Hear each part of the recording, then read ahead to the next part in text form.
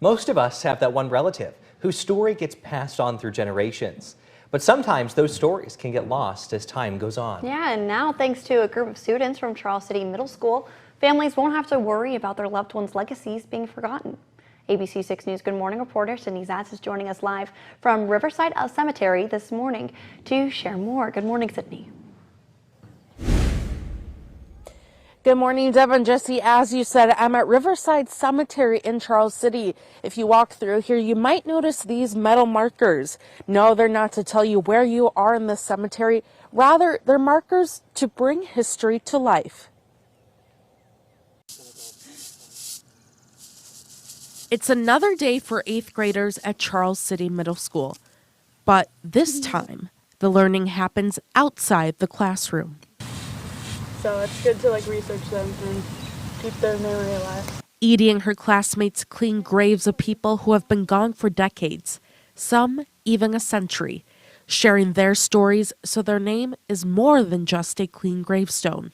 I feel it's a more meaningful, people can finally hear about someone's story that they've never heard before, never thought of hearing about. Students picked someone born before 1890 for their project.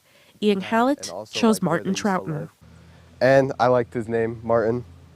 Pretty cool name. Behind the name was much more. You know, I learned a lot about him, what he was, not what he was like, but what he did. And it was really cool learning about him, just because, things were different back then. Then there's the story of Estella Dow.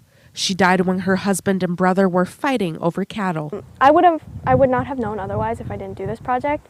And I think that, it's helped me learn how diverse, Riverside Cemetery is. And at first I didn't even come here at all, but now I think it's really cool to be involved in this.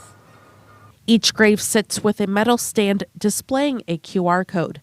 Scan it, and their story comes to life. Some of them we've really had to do some in-depth research. We've used Ancestry, we've looked at old census records, we've made some phone calls to Montana and some different places to look these people up, and kids enjoy that hunt. A hunt with a treasure for everyone. And I think the community will get the opportunity to learn from these 8th graders a lot of information.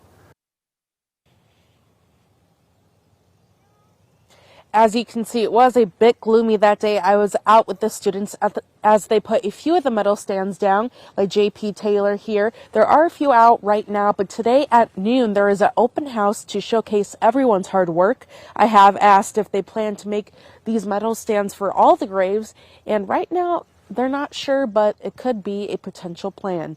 In Charles City, Sydney Zatz, ABC 6 News, good morning.